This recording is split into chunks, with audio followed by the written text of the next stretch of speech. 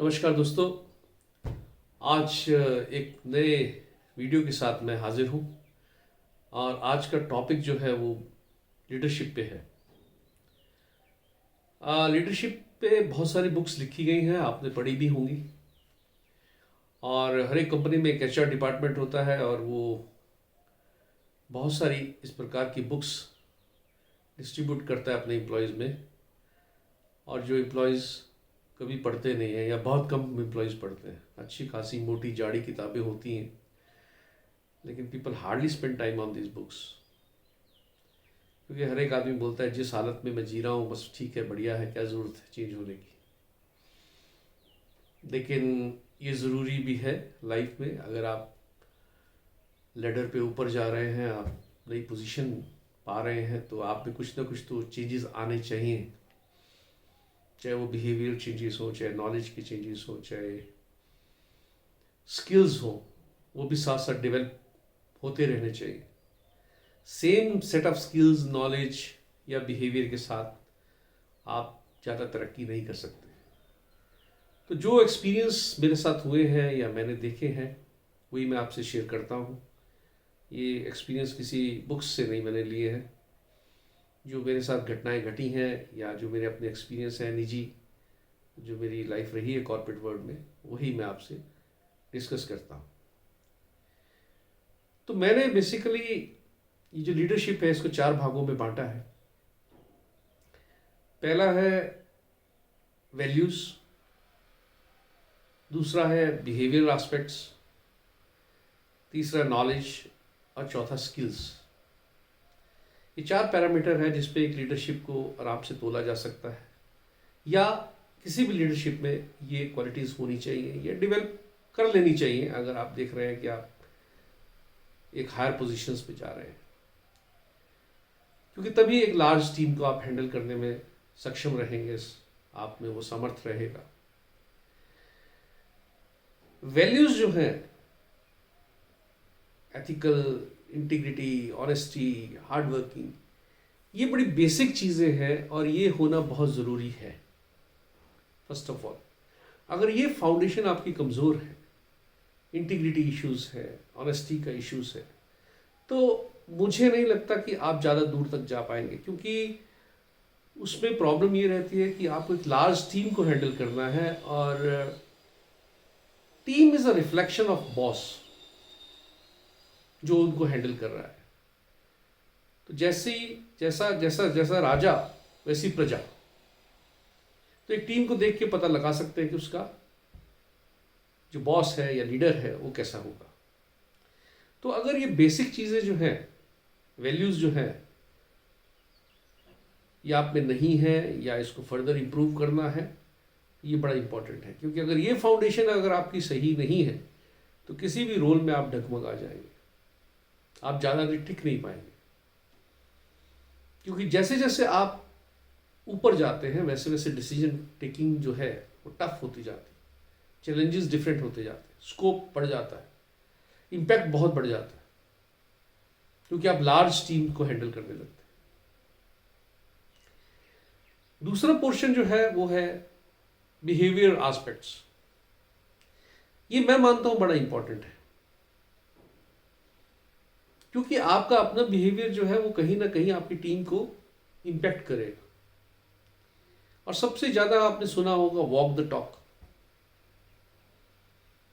बहुत सारे लीडर्स हैं जो बोलते हैं, बहुत खूब बोलते हैं, लेकिन जब करने की बारी आती है तो सबसे पीछे होते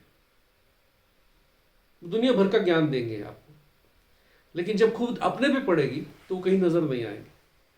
मीटिंग में टाइम पे पहुंच जाना चाहिए, मार्केट में टाइम पे पहुंच जाना चाहिए, लेकिन जब वो खुद मार्केट विजिट पे आएंगे या मीटिंग में आएंगे, आधा पौना घंटा लेट, और फिर वो कोई ना कोई बहाना वो ढूंढ लेंगे। सो कहने का मतलब है कि आप जो बोल रहे हैं, जो करना चाहते हैं, वो रिफ्लेक्ट होना चाहिए आपके एक्शंस में। दूसरा पॉइंट ये है अनप्रेडिक्टेबल। बॉसेस कभी प्रेडिक्टेबल नहीं होने चाहिए, नहीं तो आपकी टीम्स आपको बड़े तरीके से घुमा सकती है। प्रेडिक्टेबल का मतलब क्या, बॉस की पूरी टीम को पता है वो कब खाता है, क्या खाता है, खाने के बाद पान खाता है या खाने के बाद सिगरेट पीता है, और वैसे ही टीम रिएक्ट करने लग जाती है। आधे घंटे लेट आता है या 15 मिनट पहले पहुंच जाता है। टीम को हमेशा सरप्राइज देते रहिए, सरप्राइज एलिमेंट होना चाहिए, अनप्रडिक्टेबल होने चाहिए। आप हमेशा एक ही काम को मत बार बार दोहराते रहिए, ताकि आपकी टीम को पता लग जाए कि भैया ये बॉस तो ऐसा ही है, और वो उसी सांचे में आपको ढाल लेंगी और आपको उसके निकलना मुश्किल हो जाएगा। That is second point. Third point is good listener.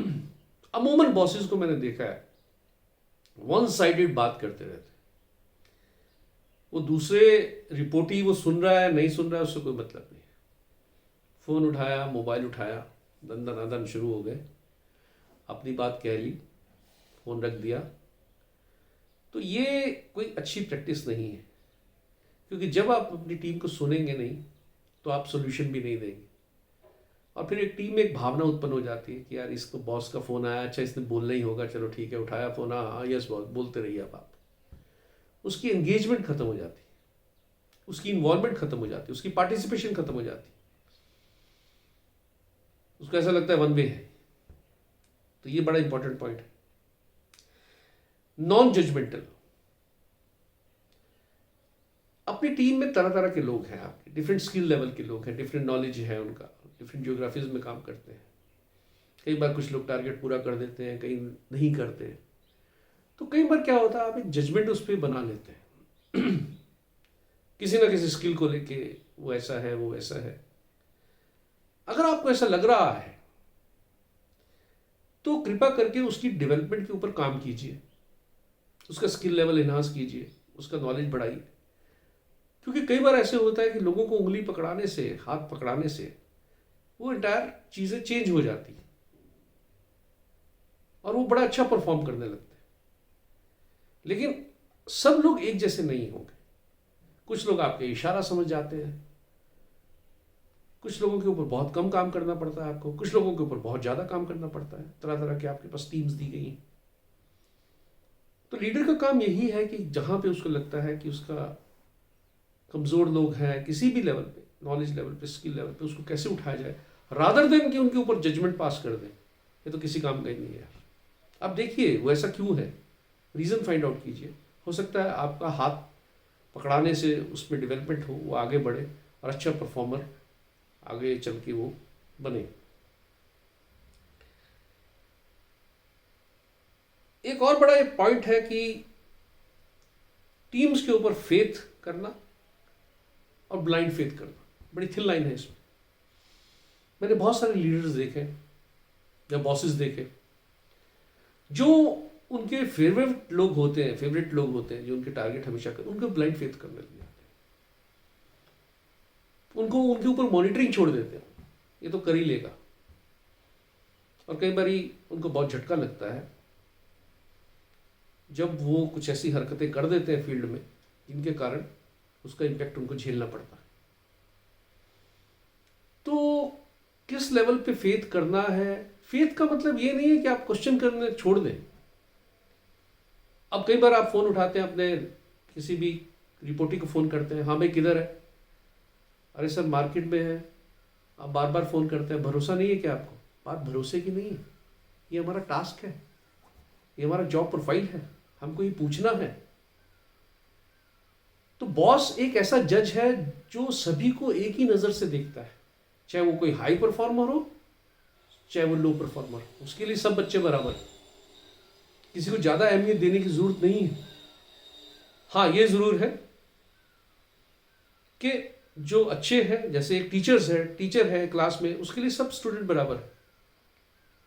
ऐसा नहीं है जो फर्स्ट बेंचर्स है या लास्ट बेंचर्स है उनके लिए डिफरेंट ट्रीटमेंट है। उसका काम पढ़ाना है और सभी बच्चों का नॉलेज एनहांस करना है ताकि अच्छे मार्क्स लेके आए, सब अच्छी परफॉर्मेंस उसकी क्लास की निकले। यही काम एक बॉस का है। बॉस का पैशनेट होना बहुत ज़रूरी है, हाई कमिटमेंट लेवल बहुत ज़रूरी है। हम टीम से तो हमेशा एक्सपेक्ट करते हैं हाई कमिटमेंट लेवल, बड़े पैशनेट बनो, है ना। लेकिन जब अपनी बारी आती है तो हम बड़े ढीले ढाले, कोई पैशन नहीं है, हो गया तो हो गया ठीक है, तो कोई कमिटमेंट लेवल नहीं है। जब नहीं हुई चीज़ें तो मार्केट पे डाल दी, जब हो गई चीज़ें तो मैंने की, है ना। तो ये चीज़ें जो है ये आपकी टीम को इम्पेक्ट करेंगी, क्योंकि जैसा बॉस होता है वैसे ही उसकी टीम उससे बिहेव करती है। एक फियरलेस होना चाहिए बॉस, मेरा मानना है। मैंने बहुत सारे लोग देखे, बहुत सारे बॉसेस देखे जो डरते रहते हैं, वो अपने बॉसेस से डरते रहते हैं, बात करने में डरेंगे, कोई अप्रूवल लेना है तब डरेंगे। क्योंकि मैंने देखा जो जिसके पास होता है ना वही आगे अपनी टीम को ट्रांसफर करता है। अगर आप पैशनेट हैं तो पैशन ट्रांसफर होगा, अगर कमिटमेंट लेवल बड़ा हाई है तो आपकी टीम भी बड़ी हाई कमिटमेंट लेवल की होगी। अगर आप फियरलेस हैं तो आप आगे भी टीम भी वैसे ही बनाएंगे। खुद डरपोक है तो टीम भी वैसी डरी डरी होगी। और बहुत सारे लोग टाइम व्यतीत करते हैं बॉसेस को पैम्पर करने में। मैं कहता हूँ वो अपनी डेवलपमेंट पे ज़्यादा फोकस करें rather than focusing on the bosses, तो ज़्यादा बेटर रहेगा। बॉसेस आज हैं कल नहीं हैं, आज आप इस कंपनी में हो कल उस कंपनी में हैं, आप दूसरी कंपनी में, लेकिन आप ये देखिए आपने अपनी डेवलपमेंट के लिए क्या किया, राइट। सो एक फियरलेस है जहां पे आप किसको कहते हैं ना, गधे को गधा कह सकते। हमेशा हाँ में हाँ मिलाने की जरूरत नहीं है मीटिंग्स में। हाँ, कहने का तरीका ये हो सकता है, कहने का वो ठीक है, आप अपने तरीके से बात को कहिए, अपने तरीके से बात को रखिए। फियरलेस का ये मतलब नहीं है कि जोर जोर की चिल्लाने लगे, लेकिन द पॉइंट इज कि आप अपनी बात को कहिए। क्योंकि हिंदुस्तान में, यहाँ के कल्चर में बॉसेस को बहुत ज़्यादा तवज्जो दी गई। बॉस आ गया तो पता नहीं क्या हो गया। तो ये थोड़ा सा आपको, क्योंकि वो भी हार्ड मास का ही पिंजरा है एक, और वो भी उसी चैलेंजेस से, उसी दौर से गुजरता है जिसमें से एक आम आदमी गुजरता है। तो उसको कोई ऐसा सिर पे चढ़ा के रखने की बात नहीं। ये बिजनेस रिलेशनशिप, अगर वहीं तक रखेंगे आपके लिए भी बेटर होगा, आप कभी मात नहीं खाएंगे। ओनिंग रिस्पॉन्सिबिलिटी, ये बड़ा इंपॉर्टेंट है। मैंने कई बॉसेस देखे हैं वो टीम का यूज करते हैं, टीम का डेवलपमेंट नहीं करते, कभी भी टीम का यूज करते हैं। टीम का यूज किया, फिर अपनी परफॉर्मेंस देखी, जाके अपने बॉस से मिले, बोला कि मैं बहुत अच्छा परफॉर्म कर रहा हूँ। टीम के बारे में कभी कोई व्यू आगे पास ऑन होने ही नहीं देते। वो कहते हैं ना एक बरगद की वृक्ष की तरह होते हैं, उनके नीचे कोई पनपता ही नहीं है। ऐसे बॉसेस मैंने देखे, वो कभी भी टीम को आगे नहीं लेके आते। उनकी टीम कहीं मिलेगी भी तो लीडरशिप, हायर लीडरशिप से उसको मिलाएंगे नहीं, कभी पीछे रखेंगे बैक सीट पे। मैं हूँ जी, मैं हूँ, बस मैं ही हूँ। उनका एक तरीका रहता है काम करने का। तो वो कभी भी रिस्पॉन्सिबिलिटी नहीं लेंगे जब फेलियर्स होंगे, वो टीम पे डाल देंगे, उसने नहीं किया जी, उसने नहीं किया, उसने नहीं किया। हाँ, अगर अच्छी चीज़ होगी ना तो सबसे आगे होंगे, सबसे झंडा लेके सबसे आगे, सर मैंने किया। और कोशिश करेंगे कि अप्रेजल में सारे के सारे नंबर उन्हीं को दें। टीम जाए बाढ़ में, कोई मतलब नहीं है टीम से उनका। लेकिन फिर मैं कह रहा हूँ ऐसे बॉसेस की जिंदगी कोई लंबी नहीं होती। लीडरशिप कुछ तो सीखी जाती है, कुछ बाय नेचर भी आती है, राइट। फास्ट डिसीजन मेकर, ये मैंने बॉसेस बहुत देखे जिनको पता होता है कि मेरी टीम को यार इमीडिएट डिसीजन नीचे चाहिए। जो फ्रंट लाइन टीम है एक फौजी की तरह है जो बॉर्डर पे खड़ी है, अगर उसको सही डिसीजन नहीं मिला तो गोली लग जाएगी उसको। लेकिन नहीं, 3 दिन हो गए हैं, 4 दिन हो गए, मेल्स पड़ी हैं उनके बॉक्स में, मेल्स को नहीं पढ़ रहे, फ़ोन नहीं उठा रहे। उनके रिपोर्ट ही फ़ोन करते हैं, अरे भाई मैं तो मीटिंग में हूँ। अरे हो सकता है तुम्हारी मीटिंग से ज़्यादा यार उसका डिसीजन मेकिंग ज़्यादा है जो बेचारा मार्केट में है। तो जब आप, क्योंकि आप सब लोग मार्केट के लोग हैं, जब आप बॉसेस बने तो इन चीज़ों को ध्यान रखें कि भाई पहले मार्केट को फीड करना बड़ा इंपॉर्टेंट है। मीटिंग तो आगे पीछे हो सकते हैं, तुम तो ऑफिस में बैठे हो। जो 42 डिग्री में बेचारा सड़क में धूप में तुम्हारे को फ़ोन कर रहा है, कोई ना कोई तो वजह होगी। जो 3 दिन से मेल का इंतज़ार कर रहा है, कोई ना कोई तो वजह होगी। और बहुत सारी मैंने डिसीजन मेकिंग ऐसी देखी है क्योंकि वो अपने बॉसेस से आगे अप्रूवल नहीं ले पाते, इसलिए नीचे भी अप्रूवल नहीं दे पाते, राइट। सो कृपा करके ये चीज़ अगर आप देखेंगे कि कैसा आपका रिप्लाई है, अपने रिस्पॉन्स कैसा है, वैसा ही रिस्पॉन्स आपकी टीम देगी आपको। आपको तो सब रिपोर्ट्स टाइम पे चाहिए टीम से, लेकिन जब टीम आपसे कुछ मांगती है तो आप कोई ना कोई बहाना लगा के मीटिंग का, यार वो बॉस से अप्रूवल लेना था, बॉस सीट पे नहीं थे। तो ये सब चीज़ें ध्यान रखिए, इसको कैसे हैंडल करना है। एबल टू टेक प्रेशर, या एबिलिटी जो है ये प्रेशर लेने की, ये बड़ी इंपॉर्टेंट है। बहुत सारे लोग मैंने मीटिंग्स में देखे, आते हैं, मीटिंग, अब बोर्ड मीटिंग हो रही है या रीजनल मीटिंग्स हो रही है, उसमें क्या है कि कई प्रकार की डिस्कशंस होती हैं। जब उनकी टेरिटरी की बारी आती है और मान लो परफॉर्मेंस अच्छी नहीं है और उनको कहीं ना कहीं कुछ प्रसाद मिल गया वहाँ मीटिंग में, इमीडिएटली निकलेंगे बाहर अपने सब बॉस, अपने सब रिपोर्टिस को, तो किधर है, क्या है, ये है, वो है, तेरे कारण मेरे को गाली पड़ गई, इस प्रकार की सोच रहती है उनकी। वो आके सारा का सारा प्रेशर जो है, वो जैसे वो होती है ना छाननी होती है ना, उसमें से निकल के सीधे सीधे अपने रिपोर्टिस को दे देते हैं आगे प्रसाद के रूप में। आप आइए भाई, मीटिंग अटेंड कीजिए, बाहर आइए, अपने थॉट को कंसोलिडेट कीजिए, पॉइंट्स बनाइए। आपने उस पॉइंट्स को बना के इंडिविजुअल मेल करनी है, इंडिविजुअल मेल कीजिए, बात करनी है, बात कीजिए, लेकिन इस ढंग से रिएक्ट मत कीजिए कि जो भी ऊपर से प्रेशर आ रहा है उसको एज इट इज ही पास ऑन कर दीजिए। जो प्रेशर आ रहा है उसको एक अच्छे ढंग से चैलेंजिंग चीज तरीके से लीजिए, पॉजिटिव एस्पेक्ट्स लीजिए और उसको ट्रांसफर करके अपनी टीम को पॉजिटिव एनर्जी पास कीजिए, रादर देन एक फियरफुल एनर्जी पास करने की।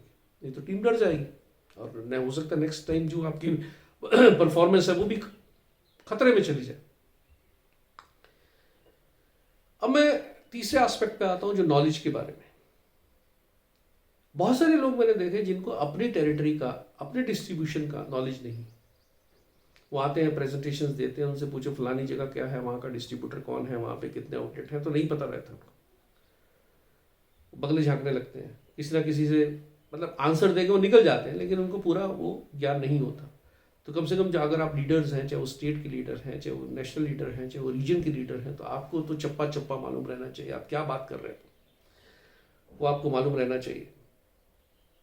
आप किस जियोग्राफी में काम कर रहे हैं उसके बारे में आपको पूरा नॉलेज होना चाहिए। आपको ट्रैवल किया होना चाहिए, आपको अपनी टीम के बारे में नॉलेज होना चाहिए, ना कि प्रोफेशनली बट उसकी फैमिली में कौन है, क्या है, कैसे वो रहता है, क्या करता है, ये टीम के बारे में काफ़ी नॉलेज होना चाहिए। ये काम भी आता है अच्छी रेपो बनाने के लिए, कब किसका जन्मदिन कब है, क्या है। एक और बड़ा इंपॉर्टेंट पॉइंट, जब आप ऊपर जाएं, क्योंकि सेल्स टीम तब तक सेल्स रहता है जब तक वो फ्रंट लाइनर होता है। जैसे जैसे उसकी प्रमोशन होती है, डिफरेंट मतलब पोजीशंस पे जाता है, क्रॉस फंक्शंस टीम के साथ रिलेशनशिप बड़ी इंपॉर्टेंट है उसकी। आप एसएम लेवल पे पहुंच गए, उसके बाद रीजनल लेवल पे पहुंच गए, आपके साथ जो लॉजिस्टिक के लोग हैं, फाइनेंस के लोग हैं, कमर्शियल के लोग हैं, मार्केटिंग के लोग हैं, इनके साथ आपका जो रिलेशनशिप है वो बड़ा इंपॉर्टेंट है। क्योंकि मैंने देखा है हेड ऑफिस का जो रिलेशनशिप है वो रीजनल ऑफिस पे भी इम्पैक्ट करती है, उनका इम्पैक्ट आता है। अगर वो रिलेशनशिप सुपर अच्छी ना हो, हेड ऑफ सेल्स की रिलेशनशिप हेड ऑफ लॉजिस्टिक्स से अच्छी ना हो, तो वो एक दूसरे को क्रिटिसाइज करते रहेंगे और वही इम्पैक्ट जो है उनकी टीम्स को इनकलकेट होगा नीचे, वो कल्चर। तो काम सब कर रहे हैं लेकिन रिजल्ट नहीं आएंगे कभी। मैंने उसको मेल लिख दिया जी, उसने रिप्लाई नहीं दिया जी, काम नहीं होगा। बस मेल्स लिखेंगे सब लोग, शाम को जाने से पहले, घर जाने से पहले 5, साढ़े 4, 5 बजे मेल लिख दिया करेंगे, लेकिन काम नहीं होगा। तो ये बड़ा इंपॉर्टेंट है कि आप सेल्स किसी भी प्रोफाइल में अगर आप जा रहे हैं ऊपर, तो लेटरल मूवमेंट जो आपकी है, लेटरल जो आपकी हायरार्की है, उसकी तरफ ध्यान दें। आपके जो डिफरेंट डिपार्टमेंट्स हैं, एचआर के साथ, मार्केटिंग के साथ, लॉजिस्टिक के साथ, फाइनेंस के साथ, कमर्शियल के साथ, इनके साथ इंटरेक्शन आपका बड़ा इंपॉर्टेंट है, ताकि आपकी टीम को मैक्सिमम बेनिफिट आपकी टीम को फील्ड में मिले। उनकी पूरी की पूरी जो वैल्यू चेन है ये सही ढंग से काम करे, इसमें आपका बड़ा रोल है। नॉलेज के रूप में टेक्नोलॉजी में कहूँगा, टेक्नोलॉजी से बहुत डरते हैं लोग बाग, और बड़े अच्छे खासे मैंने लोग अच्छे खासे परफॉर्मर देखे जो इंट्यूटिवली बड़े अच्छे हैं लेकिन लॉजिकली बड़े पुअर हैं। उनसे डाटा की बात करेंगे, डाटा नहीं पता लेकिन टारगेट हो जाएगा, वो ऐसी बात करेंगे, हो जाएगा जी टारगेट, 10% कर देंगे जी, 20% कर देंगे, कैसे करेंगे खुदा जाने। जब नहीं होगा तो फिर वो स्टैंडर्ड की स्टोरीज हमको पता ही होती है, सेल्स में क्या स्टैंडर्ड की स्टोरी आके बतानी है, और वो आदमी सबसे ज़्यादा बोलता है जिसका टारगेट नहीं होता। तो टेक्नोलॉजी का इस्तेमाल कीजिए, ईआरपी को फ्रेंडली बनाइए, ईआरपी पे टाइम स्पेंड कीजिए। आपके डीएमएस अगर है तो डीएमएस का खंगाल दीजिए, उसके एनालिसिस कीजिए, आत्मनिर्भर बनिए। आपको एनालिसिस के ऊपर अपनी टीम्स पे मत डिपेंड करना पड़े या किसी और लिटिल डिपार्टमेंट पे मत डिपेंड होना पड़े। आप जाइए ईआरपी से देखिए, अगर आपको एक्सेस है, सब चीज़ें, ताकि अपना परफॉर्मेंस का आपको पता चले in which direction you are going, right. क्योंकि क्या इंट्यूटिवली होने से ये है कि बीच का नहीं पता चलता। आपको 1 तारीख को पता चलेगा आपका टारगेट आया, उसके बाद 31 तारीख को पता चलेगा हुआ कि नहीं हुआ। लेकिन अगर आप डाटा एनालिसिस में विश्वास रखते हैं तो डे टू डे बेसिस पे आप परफॉर्मेंस देख सकते हैं और राइट डिसीजन ले सकते हैं बीच बीच में जब भी लेना है, चाहे वो वीकली लें चाहे बाय वीकली लें। तो ये चीज़ें आपको हेल्प करती हैं। लास्ट में मैं डिस्कस करूंगा स्किल लेवल। स्किल्स डेवलप भी करने पड़ते हैं, कईयों में नेचुरली भी इंस्टिंक्ट रहता है। एक्सीलेंट कम्युनिकेटर होना बहुत ज़रूरी है। आपका अपनी टीम को किस ढंग से आप उनसे बात करते हैं, ये मैंने अपने पिछले वीडियो में भी कहा था। किस क्लैरिटी के साथ उनको चीज़ों को समझाते हैं और ये भी चेक करते हैं कि मेरी बात उनको समझ आ रही है या नहीं आ रही। तभी आपका जो विजन है, मिशन है, ये ट्रांसलेट होगा, ये इंप्लीमेंट होगा, अदरवाइज नहीं होगा। तो ये आपका बड़ा ज़रूरी एक इम्पॉर्टेंट पॉइंट है कि आप अपना कम्युनिकेशन जो है वो 2 वे रखें। ये नहीं कि बोलते चले गए, ये भी सोचिए कि अगला आदमी समझ रहा है आपकी बात को या नहीं समझ रहा। That is very important. Data analysis के ऊपर आपकी कमांड होनी चाहिए, ये मैंने आपको पहले कहा। ये स्किल्स भी बड़े इंपॉर्टेंट है, ये आने बड़े इंपॉर्टेंट है। एक अच्छे मोटिवेटर होना आपका बड़ा ज़रूरी है। हमेशा हर दिन एक जैसा नहीं रहता, ये मैं पहले भी कहता हूँ, अप्स एंड डाउन्स आते रहते हैं। सेल्स इज़ वेरी चैलेंजिंग, लेकिन इस एस्पेक्ट में कोई बात नहीं, आज चला गया कल आएगा। इसलिए हताश होने की ज़रूरत नहीं है। अपनी कम से कम लीडर को तो हताश होने की ज़रूरत नहीं। टीम आपस में क्या बात करती है वो अलग बात है, लेकिन आप पॉजिटिविटी बनाए रखिए, आप एक विश्वास बनाए रखिए। आप बुरे टाइम में भी टीम का साथ दीजिए, आप उनको मोटिवेट कीजिए, कोई बात नहीं, don't worry, will perform better. अच्छे प्रेजेंटर बनिए। प्रेजेंटेशंस बहुत ही घटिया किस्म की मैंने देखी है रीजनल लेवल पे भी, जब भी मैंने काम किया, जिसका कोई मतलब नहीं निकलता। वो देने वाला ही समझ रहा होता है कि क्या मैं बोल रहा हूँ। प्रेजेंटेशन में वो डाटा नहीं है जो चाहिए। उससे 4 सवाल पूछे जाते हैं तो सवाल के आंसर नहीं दे पाता। तो इसलिए बड़ा इंपॉर्टेंट है कि आप देखिए कि ऑडियंस कौन है। खुद ही प्रेजेंटेशंस को पढ़िए, खुद ही सवाल कीजिए, तो आपको पता लग जाएगा गैप्स कहाँ है। और प्रेजेंटेशन में हमेशा अच्छी पॉइंट मत दीजिए। जनरली होता है जो अच्छे वाले हैं पॉइंट्स वो दिए जाते हैं और नेगेटिविटी को छुपाया जाता है। आप अपफ्रंट उसको भी रखिए और उस पर क्या एक्शन पॉइंट है, क्या फ्यूचरिस्टिक है, कैसे इंप्रूवमेंट करना है, और कि ये चीज़ें तो आप टारगेट नहीं होंगे। क्योंकि जो प्रेजेंटेशन देखने वाला है वो भी बड़ा होशियार आदमी है। वो पहले देखता है इसमें कौन कौन सी चीज़ें ऐसी हैं जो छुपाई गई हैं और उसी पे सवाल पूछे जाते हैं। बेटर है उसको अपफ्रंट लाइए कि क्या नेगेटिव चीज़ें हैं इस महीने की, क्या एरिया ऑफ इम्प्रूवमेंट है और इसके लिए हम क्या एक्शन कर रहे हैं और कौन से पॉजिटिव पॉइंट है। तो ये चीज़ों पे ज़रा ध्यान रखिए। कॉन्फ्लिक्ट मैनेजमेंट एक बहुत इंपॉर्टेंट पॉइंट है लीडरशिप में, ये भी एक बहुत बड़ा स्किल है। कई लोग पैसिफाई करते हैं, छोटे मोटे लड़ाई झगड़े, डिफरेंस ऑफ ओपिनियन होता है आपस में, डिपार्टमेंट के आपस में, विद इन टीम्स होता है, उसको बड़े ढंग से पैसिफाई करते हैं। जैसे कहते हैं ना, फायर ब्रिगेड का काम करते हैं, एकदम आग बुझाने का। ये एक बड़ा एक बहुत इंपॉर्टेंट एक लीडरशिप की एक प्रॉपर्टी। और कई लोग इसको और आग में आग जलाते हैं या और में घी डाल देते हैं। तो ये ध्यान रखिए कि आप कैसे कॉन्फ्लिक्ट मैनेजमेंट को, कॉन्फ्लिक्ट आपकी टीम भी कर सकती है। आप फील्ड में जा रहे हैं, डिस्ट्रीब्यूटर के साथ कैसे हैंडल करना है। कई बार रिलेशनशिप आपकी टीम की डिस्ट्रीब्यूटर के साथ खराब हो जाती है, सीएफए के साथ खराब हो जाती है, दूसरे डिपार्टमेंट के साथ खराब हो जाती है, आपका अपना रवैया दूसरे डिपार्टमेंट्स के साथ डिफरेंट हो जाता है। तो ये कॉन्फ्लिक्ट मैनेजमेंट जो है, अगर आप इसको जितने अच्छे ढंग से और जल्दी सुलझा लेंगे उतनी आप प्रोग्रेस ज़्यादा करेंगे। नहीं तो you will keep on blaming each other. तो दोस्तों, ये एक छोटा सा मेरा एक थॉट प्रोसेस था जो मैंने आपसे शेयर किया। I will keep on posting new videos, जो भी नए सब्जेक्ट आएंगे, और ये विचार मेरे ओरिजिनल हैं और आई होप कि आपको कहीं ना कहीं हेल्प करेंगे। Thank you very much.